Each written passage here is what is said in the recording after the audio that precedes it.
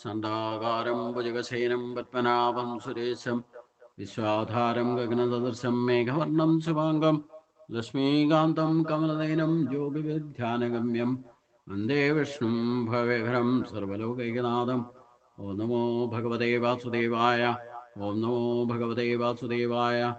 ഓം ശ്രീകൃഷ്ണായ പരബ്രഹ്മണേ നമഃ. എല്ലാ സജ്ജനങ്ങൾക്കും ഗുരുവായൂരപ്പന്റെ നാമത്തിൽ സാഷ്ടാംഗ പ്രണാമം. ശ്രീകൃഷ്ണ ചരിതാമൃതത്തില് ശ്രീമദ് ഭാഗവത ഭഗവത്ഗീതയാണ് നമ്മൾ ചിന്തിക്കാൻ തുടങ്ങിയത്. ഇതിൽ നിമി രാജാവ് നവയോഗി ആയിട്ടുള്ള സംവാദത്തെയാണ് ഇന്നലെ തുടങ്ങി വെച്ചത്. ഇതിൽ നിമി രാജാവ് ഈ ജഗത്തിൽ ജീവിത ലാഭം എന്ന് പറയുന്ന ഒരു മനുഷ്യന് എന്താണെന്നാണ് ആദ്യം ചോദിച്ചത്. യഥാർത്ഥത്തിൽ എന്താണ് ജീവിത ലാഭം? അത് ഭാഗവതത്തിൽ പറയുമ്പം എന്താണ് ഒരു മനുഷ്യന് ഭക്തിയിലേക്ക് വരുന്നതിന് ഭാഗവത ധർമ്മം എന്താണെന്നാണ് ചോദിക്കുന്നതായിട്ടാണ് ഭാഗവതത്തിൽ പറയുന്നത്. എങ്കിൽ തന്നെ അത് ഭാഗവതത്തെ പറ്റി പറഞ്ഞു തരിക, ഇല്ലെങ്കിൽ ആ ഭാഗവതത്തെ ധർമ്മത്തെ ആചരിക്കുന്നവര് ഭക്തിയുടെ പ്രഭാവത്തിൽ തന്നെ 3 തരമുള്ള ഭക്തരുണ്ട് എന്നൊക്കെ പറയുന്നുണ്ട് ഭാഗവതത്തില്. ഗീതയിലേക്ക് വന്നാൽ ചതുർവിധാ ഭജന്തേമാന്നാണ് 4 കൂട്ടരെ പറയുന്നുണ്ട്. ഇവിടെ ഉത്തമ ഭക്തരാരാ എന്ന് പറയുന്നത് ഈ സജ്ജനങ്ങളുടെ ലക്ഷണം എന്താണെന്നൊക്കെ രാജാവ് നിമി രാജാവ് ഈ നവയോഗികളോട് ചോദിക്കുന്നുണ്ട്. സർവരിലും ഭഗവാനെ കാണുകയും സർവരെയും സമഭാവനയോടെ വീക്ഷിക്കുകയും ചെയ്യുന്നുവോ അവൻ പരമ ഭാഗവതൻ അഥവാ പരമ ഉത്തമ ഭക്തനാണ്.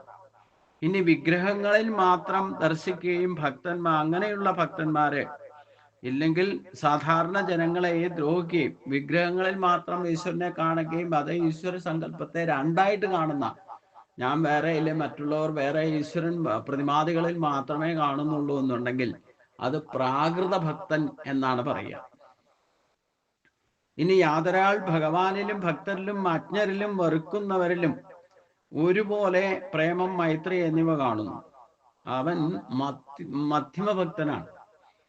പ്രാകൃത ഭക്തൻ എന്ന് പറയുന്ന പ്രതിമാദികളും തീർത്ഥസ്ഥാനങ്ങളിലും രണ്ടായിട്ട് ഈശ്വരനെ കണ്ടുകൊണ്ട് അതിൽ വട മാത്രമേ ഉള്ളൂ. ബാക്കിയുള്ള കാര്യങ്ങളൊക്കെ ചെയ്യുമ്പം അവനവന്റെ കാര്യം സാധിക്കാൻ വേണ്ടിയിട്ട് മറ്റുള്ളവരെ ദ്രോഹിച്ചും വേദനിപ്പിച്ചും ദുഃഖമൊന്നും അറിയാതെ, ഇല്ലേ മറ്റുള്ളവരെ വക്രബുദ്ധി കൊണ്ട് തൻ്റെ കാര്യം നടക്കാൻ വേണ്ടിയിട്ട് പ്രവർത്തിക്കുന്നവരൊക്കെ, ഭക്തി ഉണ്ടെങ്കിൽ തന്നെ ഈ ഈശ്വര ക്ഷേത്രങ്ങളിൽ പ്രതിഷ്ഠിച്ചിരിക്കുന്ന വിഗ്രഹങ്ങളിൽ മാത്രം ഈശ്വരനെ കണ്ടു ഭജിക്കുന്നവരോ കാര്യസിദ്ധിക്ക് വേണ്ടിയിട്ട് പ്രാർത്ഥിക്കുന്നവരോ ഒക്കെ ആയിരിക്കും.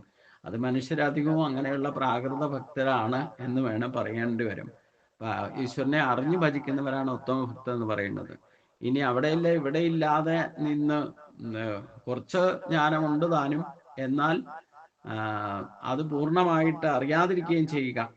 യാതൊരാൾ ഭഗവാനിലും ഭക്തരിലും അജ്ഞരിലും വെറുക്കുന്നവരിലും ഒരേപോലെ പ്രേമം മൈത്രിവ എന്ന് കാണുന്നു, അവൻ മധ്യമഭക്തനാണ്. ഇതിൽ യഥാർത്ഥത്തിൽ നമുക്ക് ചിന്തിക്കേണ്ടത് മനുഷ്യജന്മത്തിന്റെ യഥാർത്ഥത്തിൽ ഉദ്ദേശ ലക്ഷ്യം എന്താണ്, അഥവാ ജീവിത ലാഭം. മനുഷ്യനായിട്ട് ദിവ്യമായ ഒരു ജന്മം കിട്ടിയിട്ട് അതുകൊണ്ട് നമുക്കുണ്ടാകുന്ന ലാഭം എന്താണ് എന്നാണ് ചിന്തിക്കേണ്ടത്.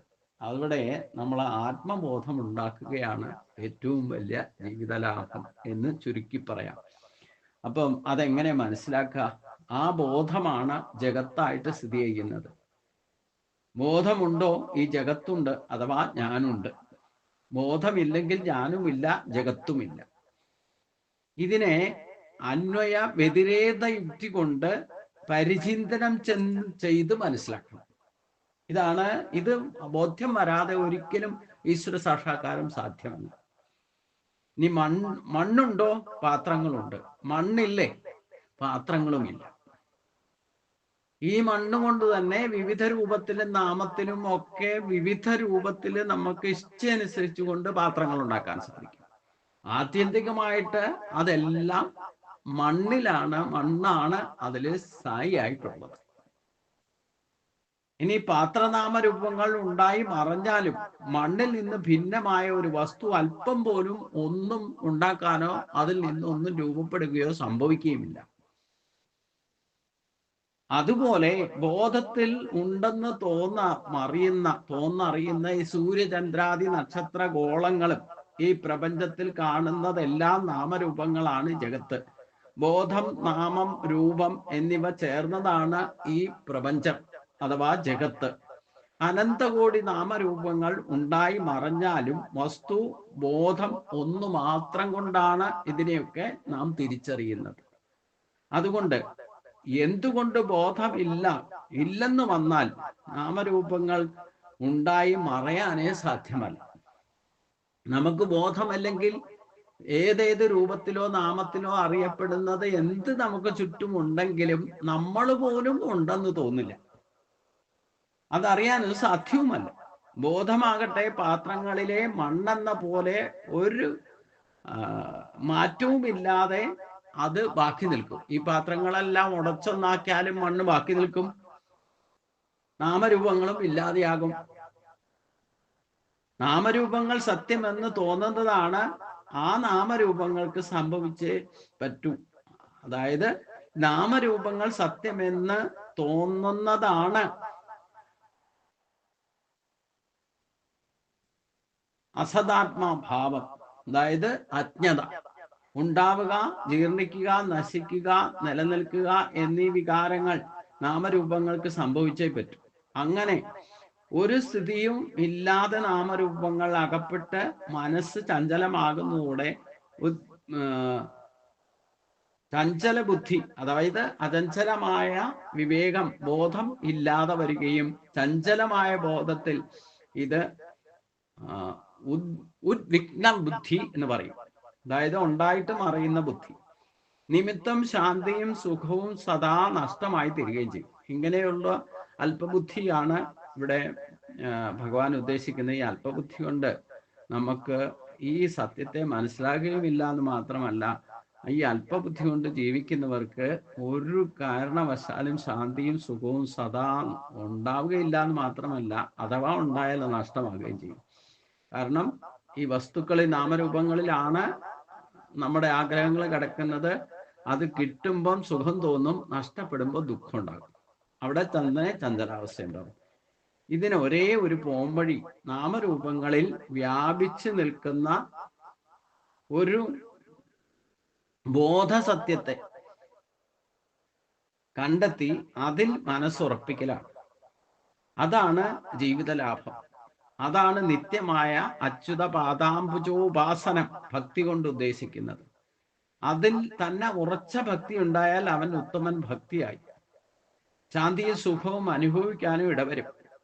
ഇതാണ് ആത്യന്തികമായ ജീവിത ലാഭം. എന്തുകൊണ്ട് എല്ലാവരും എപ്പോഴും ആഗ്രഹിക്കുന്നത് ശാന്തിയും സുഖവും ആയതുകൊണ്ട്. എന്ത് ചെയ്താലാണ് ബോധസത്യത്തിൽ മനസ്സുറച്ചു കിട്ടുക? നാമരൂപങ്ങളായിട്ട് കാണപ്പെടുന്നതൊക്കെ ഒരേ ബോധസത്യമാണെന്ന് സദാ ഓർമ്മിച്ചുകൊണ്ട് ജീവിക്കുക. ഇതാണ് സത്യത്തിൽ മനസ്സ് ഉറയ്ക്കാനുള്ള അഭ്യാസം. നിരന്തരം ഇത് തന്നെ. എനിക്ക് ബോധമുണ്ട്, അതുകൊണ്ട് ഞാനുണ്ട്.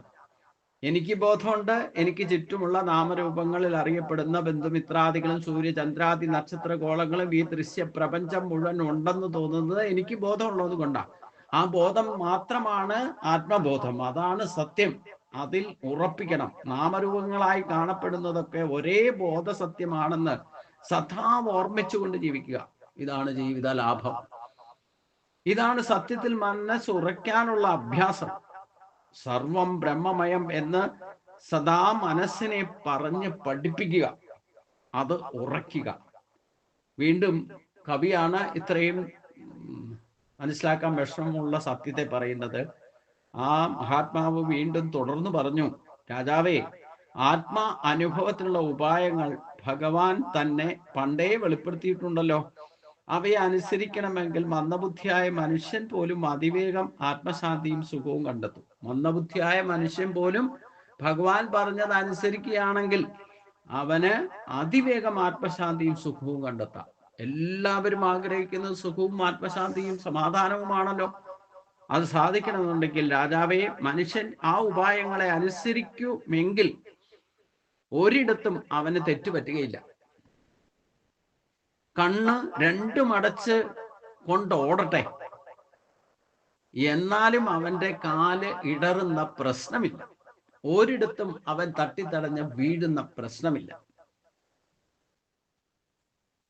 നമ്മള് ഒരു ശ്ലോകം ദിവസവും ചൊല്ലാറുണ്ട് ഇല്ലേ? എന്ത് പാരായണം നടത്തിയാലും എന്ത് ചെയ്താലും ഭഗവാന്റെ മുമ്പിൽ പ്രാർത്ഥിക്കുമ്പോൾ സമർപ്പിക്കുമ്പോൾ ഒരു ശ്ലോകം ചൊല്ലാറുണ്ട്. ഇതും ഭാഗവതത്തിൽ ഉള്ളത് തന്നെയാണ്. കായേന വാചാ മനസേന്ദ്രിയർവ ബുദ്ധ്യാത്മനാവ പ്രകൃതേ സ്വഭാവാ കരോമി യദ്ദത് സകലം പരസ്മൈ നാരായണായേതി സമർപ്പയാമി എന്ന് ചൊല്ലാറുണ്ട്. തെറ്റ് പറ്റാതിരുന്നാൽ, തെറ്റ് പറ്റിയെങ്കിലോ ഇല്ല അറിഞ്ഞോ അറിയാതെ ചെയ്യുന്ന തെറ്റുകൾക്ക് ഒരു മാപ്പപേക്ഷയാണ്. അപ്പൊ ദേഹം കൊണ്ടോ വാക്കുകൊണ്ടോ ഇന്ദ്രിയങ്ങൾ കൊണ്ടോ ബുദ്ധി കൊണ്ടോ അഹങ്കാരം കൊണ്ടോ സ്വഭാവം അനുസരിച്ചോ എന്തെല്ലാം കർമ്മങ്ങൾ ചെയ്യാൻ ഇടവരുന്നുവോ അവയെല്ലാം പരമാത്മാവായ നാരായണനായിക്കൊണ്ട് സമർപ്പിക്കേണ്ടതാണ്. ഇവിടെ ഒരു സമർപ്പണമാണ്. പക്ഷെ ഈ സമർപ്പണം നമ്മൾ ആ ശ്ലോകം ചൊല്ലുമ്പോൾ മാത്രം ചൊല്ലല് മാത്രമേ ഉള്ളൂ. പിന്നെ പ്രത്യക്ഷത്തിൽ ഒരു സമർപ്പണവും ഇല്ല. അതാണ് പ്രശ്നം. നാരായണായേതി സമർപ്പയാമി എന്ന് പറഞ്ഞു കഴിഞ്ഞാൽ നമ്മുടെ ചിന്ത, വാക്ക്, പ്രവൃത്തികളെല്ലാം നാരായണനായിക്കൊണ്ട് സമർപ്പിക്കുന്നു. അത് കായേന വാച മനസ്സേന്ദ്രിയ, ശരീരം കർമ്മേന്ദ്രിയങ്ങളെ കൊണ്ടോ മനസ്സുകൊണ്ടോ ഇന്ദ്രിയങ്ങളെ കൊണ്ടോ പ്രകൃതി സ്വഭാവം കൊണ്ടോ നമ്മൾ എന്തെങ്കിലുമൊക്കെ സകലം പരസ്മൈ എന്ത് തന്നെ ആയാലും അതെല്ലാം സകലം പരസ്മൈ നാരായണായേതി സമർപ്പയാമി എന്ന് ചൊല്ലലുണ്ട്. ഇത് ഭാഗവത ശ്ലോകം തന്നെയാണ്. അവയെല്ലാം പരമമായ നാരായണനായിക്കൊണ്ട് സമർപ്പിക്കേണ്ടത്. സർവം നാരായണമയം എന്ന് സദാബുദ്ധിയെ ഓർമ്മിപ്പിച്ച് തെറ്റായാലും ശരിയായാലും കർമ്മങ്ങളെല്ലാം നാരായണ പൂജയായി നിർവഹിക്കേണ്ടതാണ്. അത് ചിന്തയായിക്കോട്ടെ, വാക്കുകളായിക്കോട്ടെ, പ്രവൃത്തിയായിക്കോട്ടെ, സർവം ബ്രഹ്മമയം എന്ന് വിട്ടുപോകാതെ ഓർമ്മ ആണ് അതിനുള്ള ഉപായം. രണ്ടുണ്ടെന്നുള്ള തോന്നലേ ഭയത്തിന് അവകാശമുള്ളൂ. ഈ രണ്ട് സങ്കല്പ വികല്പങ്ങളിലേക്ക് പോയാലാണ് നമുക്ക് സംശയവും ഭയവും ഉണ്ടാകുന്നത്. അതിന് അവകാശമില്ലെന്നാ പറഞ്ഞ. രണ്ടായി തോന്നണ്ട, എല്ലാം നല്ലതോ ശരിയോ, ന്യായമോ അന്യായമോ ധർമ്മമോ അധർമ്മമോ എന്തായാലും നാരായണായേതി സമർപ്പയാമി എന്ന് മനസ്സിൽ ഉറപ്പിച്ചുകൊണ്ട് എന്ത് ചിന്തിച്ചാലും എന്ത് പറഞ്ഞാലും എന്ത് പ്രവർത്തിച്ചാലും അതെല്ലാം നാരായണനായിക്കൊണ്ടുള്ള സമർപ്പണ ബുദ്ധിയോടെ ചെയ്യണം എന്നർത്ഥം. ഉറച്ച ബുദ്ധിയോടെ. വെറുതെ പ്രാകൃതമായിട്ട് ഇല്ലെങ്കിൽ ഉപരിപ്ലവമായിട്ട് ഇങ്ങനെ ചിന്തിച്ചു ആ നാരായണയെ സമർപ്പയാമി എന്ന് പറഞ്ഞതുകൊണ്ടായില്ല. എന്തെങ്കിലും ചെയ്തിട്ട് അവസാനം സമർപ്പയാമി എന്ന് പറഞ്ഞിട്ട് നമസ്കരിച്ചിട്ടും കാര്യമില്ല. ഇത് ബുദ്ധിയിൽ ഉറക്കണം. നമ്മുടെ ചിന്തയായിക്കോട്ടെ, വാക്കായിക്കോട്ടെ, പ്രവൃത്തി ആയിക്കോട്ടെ, ന്യായമോ അന്യായമോ തെറ്റോ ശരിയോ എന്തായാലും വേണ്ടില്ല, ഇതൊക്കെ നാരായണനായിക്കൊണ്ടുള്ള സമർപ്പണം.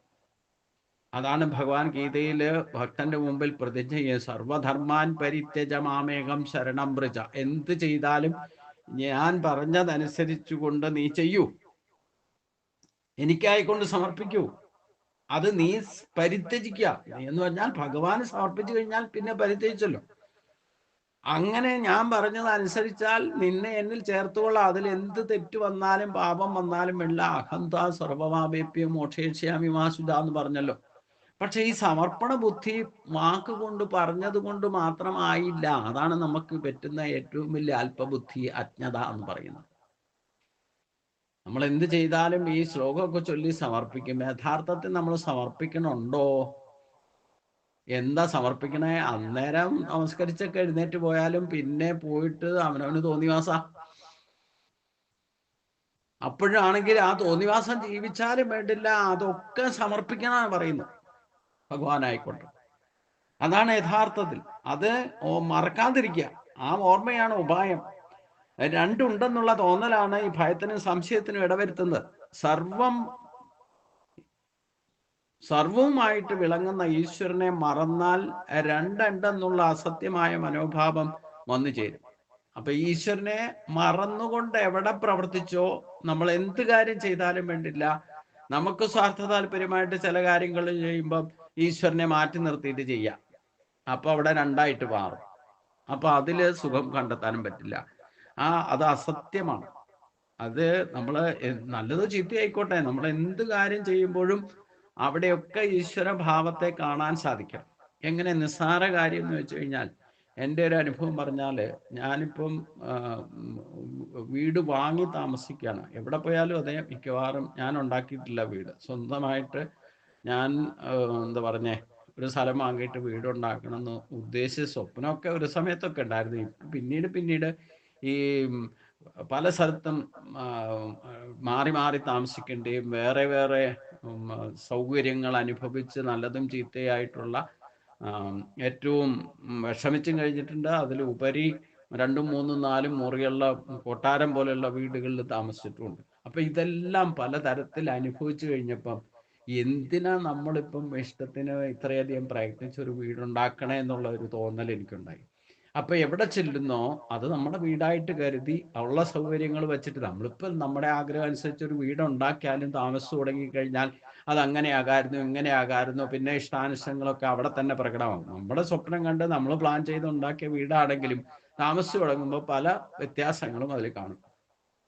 നമ്മുടെ തന്നെ ഗതിവിഗതികൾ നമ്മുടെ ചിന്തയിലും വാക്കിലും പ്രവൃത്തിയിലും പിന്നെ അതും ഇതുമൊക്കെ എന്താ പറഞ്ഞ റെക്ടിഫിക്കേഷനും ഇല്ലെങ്കിൽ റിന്യൂവേഷനും ഒക്കെ നടത്തും. അപ്പൊ ഞാൻ വാങ്ങിയ വീട്ടിൽ താമസിക്കുമ്പം ഒരു മുസ്ലിം സുഹൃത്തുണ്ടാക്കിയ വീടാണ് ഞാൻ വാങ്ങിയത്. അപ്പൊ പലരും പറഞ്ഞു വാസ്തു അറിയാവുന്നവരെ കൊണ്ടൊന്ന് കാണിക്കൂ, അത് ചെയ്യൂ ഇത് ചെയ്യൂ എന്നൊക്കെ പറഞ്ഞു. ഞാൻ പറഞ്ഞു ഞാൻ ഇതിനൊന്നും പോടില്ല, ഞാനൊക്കെ ഗുരുവായൂരപ്പൻ്റെ അനുഗ്രഹം കൊണ്ടാണ് എനിക്ക് കിട്ടിയിരിക്കുന്നത്. അതുകൊണ്ട് ഇതൊക്കെ ഗുരുവായൂരപ്പൻ്റെ അനുഗ്രഹം കൊണ്ട് തന്നെ സമർപ്പിക്കുക. ഇത് മാത്രമല്ല, ഒരു സാധാരണ ബെഡ്റൂം ബാത്റൂം അറ്റാച്ച്ഡ് അല്ലാതിരുന്നയാൾ ബാത്റൂം അറ്റാച്ച്ഡ് ബെഡ്റൂം ആക്കി അതായിരുന്നു പൂജാമുറി ആക്കിയത്. അപ്പം വന്ന് കാണുന്നവരൊക്കെ ചോദിക്കും, ഈ ബാത്റൂം അറ്റാച്ച് റൂം എന്താ ബെഡ്റൂം എന്തിനാ പൂജാമുറി ആക്കിയേ, അത് ശരിയല്ലല്ലോ എന്നൊക്കെ പറഞ്ഞു. ഞാൻ പറഞ്ഞു, നമുക്ക് ഒരു ബാത്റൂം അറ്റാച്ച് റൂം എന്തിനാ ഉണ്ടാക്കണത്? നമുക്ക് രാത്രിയിലോ നമ്മുടെ സൗകര്യത്തിന് ബാത്റൂമിൽ പോകാൻ വേണ്ടിയിട്ട് അല്ലേ? ഇപ്പൊ ഗുരുവായൂരപ്പനും മനുഷ്യനായിട്ട് അവതരിച്ചു നമ്മൾ പറഞ്ഞു, ശ്രീകൃഷ്ണനായിട്ട് അവതരിച്ചു. അപ്പം ആ നാരായണനും ഒന്ന് ബാത്റൂമിൽ പോകണം തോന്നിയാൽ എങ്ങോട്ടാ പോവുക?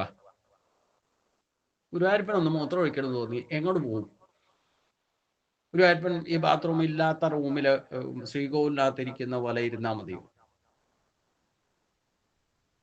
ഇങ്ങനെ നമുക്ക് തൂണിലും തുരുമ്പിലും ഈശ്വരനെ കാണുന്നുണ്ടെങ്കിൽ നമ്മൾ ഉപയോഗിക്കുന്ന സൗകര്യങ്ങൾ ഭഗവാനും ഉപയോഗിച്ചിട്ടുണ്ട്, അത് ഉപയോഗിക്കണം എന്ന സങ്കല്പത്തിൽ നാരായണായേതി സമർപ്പയാമി എന്ന് പറയുമ്പോഴേ ഈ ബുദ്ധി പ്രവർത്തിക്കുള്ളൂ. ബാത്റൂം ഭഗവാനും മനുഷ്യനായിട്ട് അവതരിച്ചതല്ലേ?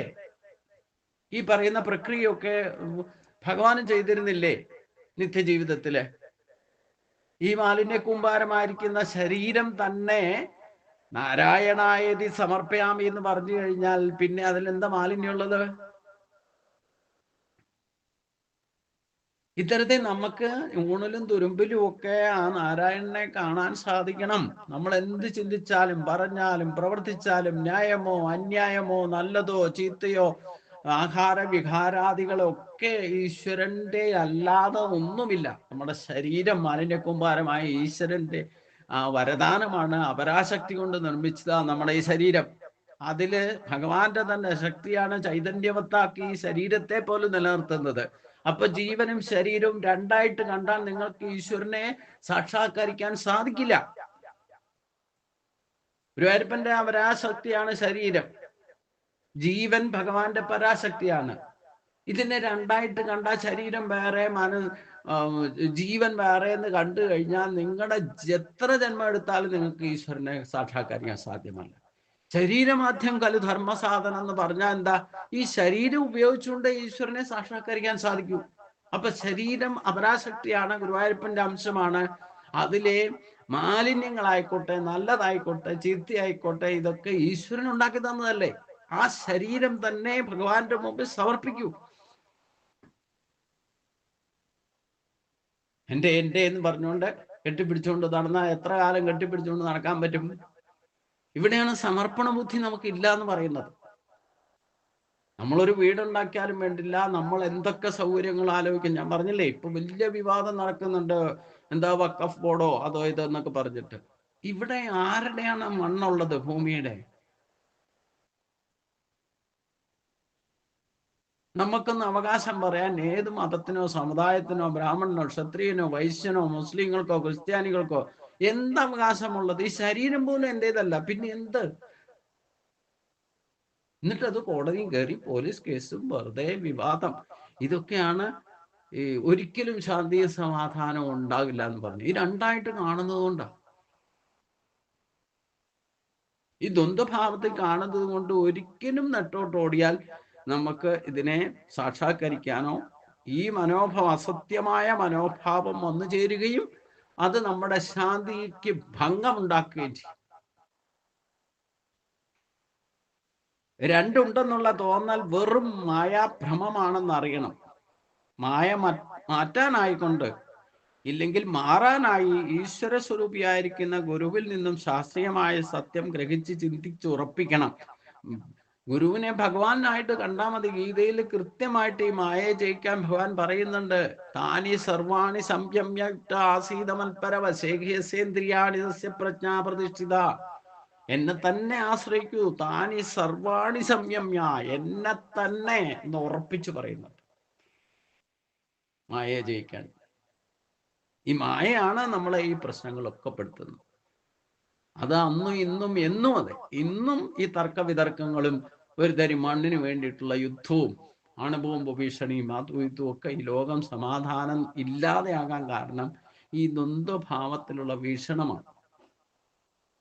ഞാനും നീയും എന്റെയും നിന്റെയും തമ്മിലുള്ള ഈ വ്യത്യാസം ഉണ്ടായത് കൊണ്ടാണ് ഈ പ്രശ്നങ്ങൾക്ക് മുഴുവൻ കാരണം. അപ്പൊ അതിന് ഗുരുവിൽ നിന്ന് തന്നെ ശാസ്ത്രീയമായ സത്യം ഗ്രഹിച്ച് ചിന്തിച്ചുറപ്പിക്കണം.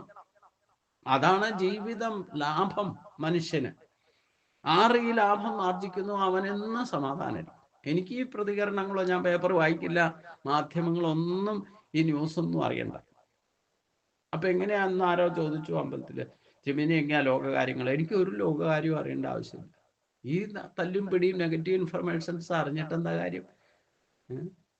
നമുക്കെന്താ കാര്യം? അതിന് അഭിപ്രായം പറഞ്ഞിട്ട് വലിയ വൈകുന്നേരം ചായയും കുടിച്ച് പരിപ്പൂടയിൽ നിന്ന് ഈ ചർച്ച ചെയ്തിട്ട് എന്താ കാര്യം? ഡിബേറ്റ് നടത്തിയിട്ട് എന്താ കാര്യം? അവിടെ തർക്കും പെർക്കും, അവിടെ തന്നെ യുദ്ധം ഉണ്ടാവും ചിലപ്പോൾ, രണ്ട് അഭിപ്രായം പറഞ്ഞിട്ട്. ഈ രണ്ടായിട്ട് കാണുന്നിടത്തോളം കാലം നമ്മുടെ ശാന്തിയും സമാധാനവും നഷ്ടപ്പെടുത്താന്നേ ഉള്ളൂ. ഒന്നുമില്ല. ആ പരമമായത് എന്തെന്ന് ബോധ്യം വന്നു കഴിഞ്ഞാൽ പിന്നെ ഈ സങ്കല്പ വികല്പങ്ങളും ഈ തർക്ക വിതർക്കങ്ങളും ഒന്നും ഉണ്ടാവില്ല. നമ്മൾക്ക് മനസ്സമാധാനം ഉണ്ടാവും. അതുകൊണ്ട് ഒരിക്കലും ഞാൻ പറയുന്ന, കുറച്ച് ആധ്യാത്മിക മാർഗത്തിലേക്ക് സഞ്ചരിക്കുന്നവർ ഈ മാധ്യമങ്ങളൊന്നും കാണുകയോ പേപ്പർ വായിക്കുകയോ ഒന്നും ചെയ്യരുത്. ചെയ്താൽ നെഗറ്റീവ് ഇൻഫർമേഷൻസ് ആയിരിക്കും. നമ്മുടെ ഈ പോസിറ്റീവായിട്ടുള്ള ഭാഗവതം പുരാണം ഇങ്ങനെയുള്ള ശാസ്ത്രമൊക്കെ കേട്ട് തഴമ്പിച്ചിരിക്കുന്ന നമ്മുടെ ബ്രെയിനിൽ ഈ നെഗറ്റീവ് ഇൻഫർമേഷൻസ് ഒന്നും ഏൽക്കില്ല. അത് വെറുതെ ടൈം വേസ്റ്റിംഗ് ആണ്, നമ്മുടെ എനർജി വേസ്റ്റ് ആകും എന്നർത്ഥം. അതുകൊണ്ട് ഈശ്വരനെ മനസ്സാ കണ്ട് ഭജനം തുടരണം. അതുകൊണ്ട് ശാസ്ത്രീയമായ സത്യം ഗ്രഹിക്കണം, അതേപ്പറ്റി ചിന്തിച്ച് ഉറപ്പിക്കണം. അത്തരത്തിൽ തുടരുന്ന ജ്ഞാനിയായിരിക്കുന്ന പുരുഷൻ തന്നിലും തനിക്ക് ചുറ്റും സർവത്ര ഈശ്വരനെ മനസ്സാ കണ്ട് ഭജനം നടത്തും. പലതും പ്രത്യക്ഷമായിട്ട് അനുഭവപ്പെടുന്നുണ്ടല്ലോ. ആ അനുഭവപ്പെടുന്നത് കൊണ്ട് അവന് പിന്നെ ശങ്കയുണ്ടാകില്ല, അവന് ശങ്കിക്കാനുമില്ല. പ്രത്യക്ഷമായിട്ട് അനുഭവിക്കുന്നില്ലെങ്കിൽ പോലും മനസ്സ് സങ്കല്പങ്ങളിലൂടെ സദാ പലത് കണ്ട് എഴുന്നേറ്റുകൊണ്ടും കണ്ട് ഉഴഞ്ഞുകൊണ്ടിരിക്കും. അതാണ് മനസ്സിന്റെ സ്വഭാവം. സ്വപ്നത്തിലും മനോരാജ്യത്തിലും ഇതെല്ലാവർക്കും അനുഭവകാര്യമാണല്ലോ. അതുകൊണ്ട് സങ്കല്പ സംശയങ്ങളിലൂടെ നാനാത്വ ഭ്രമത്തിൽ നിന്ന് പെട്ടുഴലുന്ന ഈ മനസ്സിനെ ഒരു സത്യാന്വേഷി ശാസ്ത്രീയമായ ഏകത്വം പഠിപ്പിച്ച് നിരോധിക്കേണ്ടതാണ്. അങ്ങനെയായാൽ അഭയസ്ഥാനമായിരിക്കുന്ന അദ്വൈത സുഖം അനുഭവിക്കാൻ സാധിക്കും. ആരംഭത്തിൽ അതിനായിട്ട് ഭഗവാന്റെ അവതാര കഥകളും കർമ്മങ്ങളും ശ്രദ്ധയോടെ കേൾക്കണം. ശ്രദ്ധാവാൽ ലഭതേജ്ഞാനം തത്പരസം യതേന്ദ്രിയ എന്ന് പറഞ്ഞിട്ടുണ്ട്. അങ്ങനെ ചില വിശിഷ്ട വ്യക്തികളിൽ നിന്ന് ഈശ്വരഭാവം ഉൾക്കൊള്ളാൻ കഴിഞ്ഞാൽ പിന്നെ അത് സർവോത്തന്മമായിട്ട് വളർന്നുകൊള്ളും. ഭാഗവത സ്തോത്രങ്ങൾ ഗാനം ചെയ്യുകയും, അതായത് ഭാഗവത ധർമ്മം ശരിക്കും അങ്ങോട്ട് മനസ്സിലാക്കി ആചരിച്ചാൽ ഈ പറയുന്ന സത്യം നമുക്ക് ബോധ്യം വരുന്നതാണ്. ഇവിടെ നിമിയോട് കവി എന്ന മഹാത്മാവ് പറയുന്നത്, 9 യോഗികളിൽ ഒരാളാണ് കവി. അവിടാണ് ഉത്തമ ഭക്തരും മധ്യമ ഭക്തരും അധമ ഭക്തരെയും പറ്റി പറയുന്നത്. അപ്പൊ അതുകൊണ്ട് നമ്മള് പ്രാകൃത ഭക്തരാണ്. അതുകൊണ്ടാണ് ഈ പറയുന്നതൊന്നും ബോധ്യമാകാതെ ഈ ശ്ലോകം ചൊല്ലി പ്രാകൃത രൂപത്തിൽ ഭഗവാന്റെ മുമ്പിൽ സമർപ്പിക്കുകയൊക്കെ ചെയ്യും. പക്ഷേ അത് യാന്ത്രികമാണ്. യഥാർത്ഥത്തിൽ നമ്മുടെ ശരീരം തന്നെ ഭഗവാന്റേതാണ്. അപ്പൊ അതിലുള്ള ചൈതന്യം പിന്നെ പറയണ്ടല്ലോ. ജീവൻ എന്ന് പറയുന്നത് സർവസ്യരാഗം ഹൃദി സന്നിവിഷ്ടോ എന്ന് പറഞ്ഞിട്ടുണ്ട്. അവിടെ തർക്കമൊന്നുമില്ല. ഈ ശരീരത്തെ രണ്ടായിട്ട് കാണരുത്, അതും ഒന്ന് തന്നെയാണ്.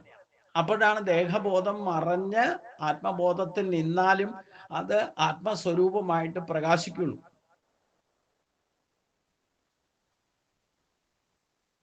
അപ്പൊ അതുകൊണ്ട് യോഗവിധി പ്രകാരം നവദ്വാരങ്ങൾ അടയ്ക്കൂ, ജാലന്ധര ബന്ധപ്പെടൂ, ഔഷ്ഠാന ബന്ധം ചെയ്യൂ എന്നൊക്കെ പറയുമ്പോൾ നമ്മുടെ ദേഹബോധം പൂർണ്ണമായിട്ട് ദേഹിബോധത്തിലേക്ക് ആത്മസ്വരൂപമായിട്ട് പ്രകാശിച്ചാൽ പിന്നെ എന്ത് ബന്ധം, എന്ത് നവദ്വാരങ്ങള്? ഇതിനെ അടയ്ക്കാൻ എവിടെ പുറപ്പെടുക? അപ്പൊ അതുകൊണ്ട് ഇതാണ് അദ്വൈത സുഖം എന്ന് പറയുന്നത്.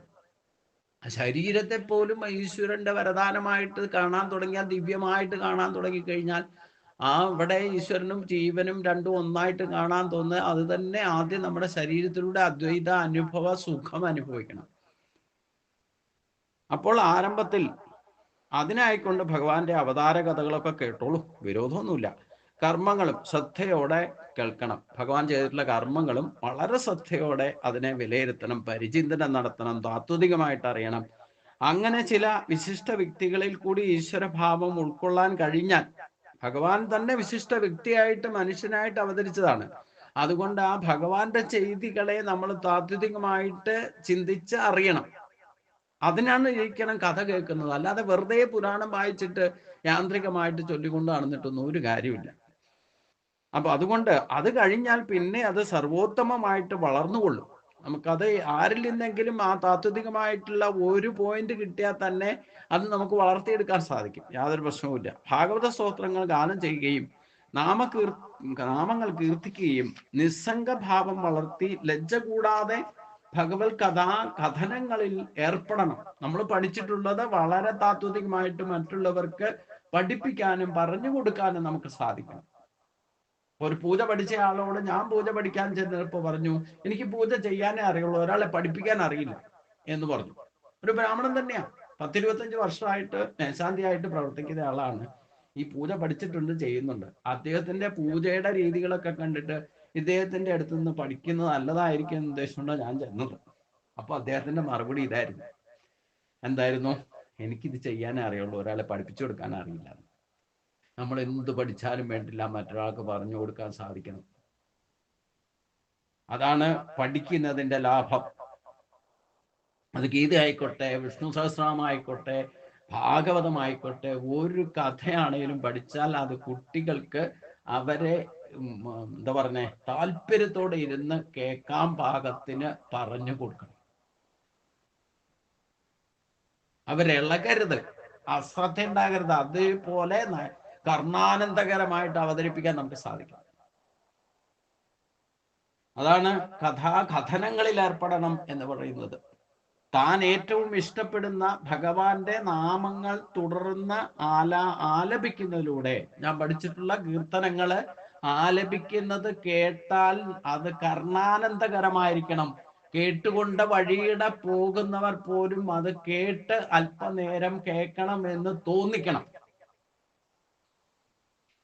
അതിനൊക്കെയുള്ള കഴിവ് നമ്മുടെ കയ്യിലുണ്ട്. നമ്മൾ ഈശ്വരനെ ഭജിക്കാൻ തുടങ്ങിയാൽ, ഞാനിപ്പോ ഒരു സംഗീതവും പഠിച്ച ആളല്ല, ഒരു പ്രഭാഷണവും പഠിച്ചിട്ട് ഒരു ഗുരുവിന്റെ അടുത്ത് പോയിട്ട് എങ്ങനെയാ പ്രഭാഷണം, പലരും എൻ്റെ അടുത്ത് സമീപിച്ചിട്ട് തിരുവേനി എങ്ങനെയാ ഈ പ്രഭാഷണമൊക്കെ നടത്തുന്നത്, എന്നെ ഒന്ന് പഠിപ്പിച്ചു തരുമോ എന്നൊക്കെ പലരും വന്ന് ചോദിച്ചിട്ടുണ്ട്. ഇതൊക്കെ നമ്മുടെ ഉള്ളിൽ തന്നെ ഉണ്ട്. നമ്മൾ ഭഗവാനെ ശരിക്കും അങ്ങോട്ട് രണ്ടല്ലാതെ കാണാൻ തുടങ്ങിക്കഴിഞ്ഞാൽ ഈശ്വരന്റെ ശക്തിയൊക്കെ ആ ശ്രേഷ്ഠമായ സ്ഥൂല രൂപമാണ് നമ്മുടെ ശബ്ദം, നമ്മുടെ സ്വരം. ശ്രേഷ്ഠമായ ശബ്ദത്തെ നൽകുന്നവൻ ഭഗവാനാണെന്ന് പറഞ്ഞല്ലോ. അപ്പൊ ഒരു കീർത്തനം പാടിയാലും വേണ്ടില്ല, അത് കർണാനന്ദകരമായിട്ട് മാറണം. ഭഗവാന്റെ ഓടക്കുഴൽ വിളി കേട്ട് കഴിഞ്ഞാൽ പലതും നമ്മൾ ഉപേക്ഷിച്ചിട്ട് ഭഗവാന്റെ അടുത്തേക്ക് ഓടുന്നത് പോലെ ഓടണം. അതേപോലെ കീർത്തനം പാടാൻ നമുക്ക് സാധിക്കണം, കഥാകഥനം നടത്താൻ സാധിക്കണം. ഇതാണ് പഠിക്കുന്നതിന്റെ, പഠിപ്പിക്കാനുള്ള കഴിവും കൂടെ. നമ്മളിൽ ഇതൊക്കെ ഉണ്ട്, ഇല്ലാത്തതല്ല. നമ്മൾ ഈ ബാഹ്യമായ മറ്റു വിഷയങ്ങളിൽ പിന്നാലെ നടക്കുമ്പോഴാണ് ഇതിൽ ശ്രദ്ധ കുറയുന്നതുകൊണ്ടും ഇത് സാക്ഷാത്കരിക്കാൻ നമുക്ക് സാധിക്കാതിരിക്കുകയാണ്. ഈശ്വരന്റെ ശക്തിയാണ് ഈ പറയുന്ന 1000 നാമങ്ങളിൽ പറയുന്ന ഈശ്വരന്റെ ശക്തി നമ്മുടെ കയ്യിൽ തന്നെ ഉണ്ട്. അതെടുത്ത് ഉപയോഗിക്കണം. അതാണ് ഇതൊക്കെ പഠിക്കുന്നതിന്റെ ലാഭം. അതാണ് ഭാഗവത ധർമ്മം. അതുകൊണ്ട് താൻ ഏറ്റവും ഇഷ്ടപ്പെടുന്ന ഭഗവാന്റെ നാമങ്ങൾ തുടർന്ന് ആലപിക്കുന്നതിലൂടെ ഭഗവാനിൽ പ്രേമം പെരുകും. മനസ്സ് ഭഗവത് ഭക്തിയിൽ അതിവേഗം അലിഞ്ഞു ചേരണം. അങ്ങനെ തന്മയീഭാവം വന്നാലേ ആ അനുഭവം മറ്റുള്ളവർക്ക് പറഞ്ഞു കൊടുത്താൽ കേൾക്കുന്നവർ കേട്ടിരിക്കും. അതൊരു സംശയമില്ല. എന്തിനാ എൻ്റെ അനുഭവം മറ്റുള്ളവർക്ക് പറഞ്ഞു കൊടുക്കുന്നതെന്ന് ചോദിച്ചവരുണ്ട്. എൻ്റെ അനുഭവം അല്ലാതെ മറ്റൊരനുഭവം ഞാൻ എങ്ങനെ നിങ്ങൾക്ക് പറഞ്ഞു തരും?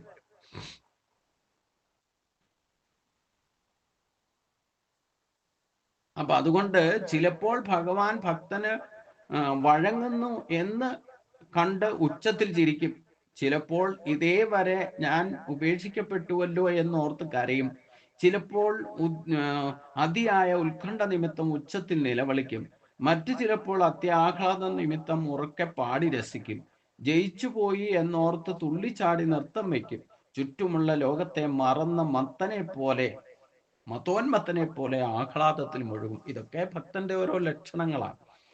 അപ്പൊ യഥാർത്ഥ ഭക്തി നമ്മളിൽ ഉണ്ടായാൽ നമ്മൾ ഭഗവാന്റെ കീർത്തനം പാടുമ്പോഴോ ഭഗവാന്റെ കഥ പറയുമ്പോഴോ തൊണ്ട ഗദ്ഗത കണ്ഠമാകും. നമ്മൾ അറിയാതെ തന്നെ ആനന്ദ കണ്ണീരാണ്. സങ്കടം കൊണ്ടുള്ള കണ്ണീരും ആനന്ദത്തിന്റെ കണ്ണീരും ഭക്തിയിലൂടെ നമ്മൾ തിരിച്ചറിയണം. അപ്പോഴേ തിരിച്ചറിയും. ഇതൊക്കെയാണ് ഉത്തമ ഭക്തന്റെ ലക്ഷണങ്ങൾ പറയുന്നത്.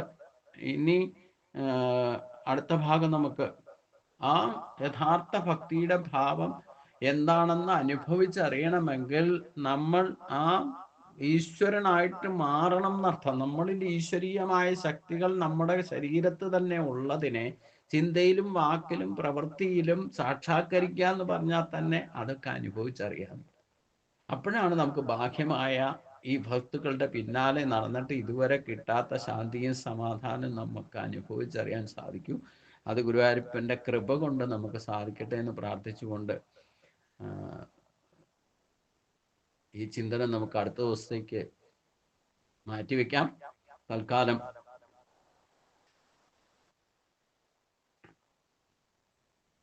ഈ ആനന്ദത്തിൽ തന്നെ, ഈ ആഹ്ലാദത്തിൽ തന്നെ മുഴുകിക്കഴിയാൻ നമുക്ക് സാധിക്കട്ടെ എന്ന് ഗുരുവായൂരപ്പനോട് പ്രാർത്ഥിച്ചുകൊണ്ട് ഇന്നത്തെ ഭാഗം സമർപ്പിക്കാം. എല്ലാവർക്കും നമസ്കാരം.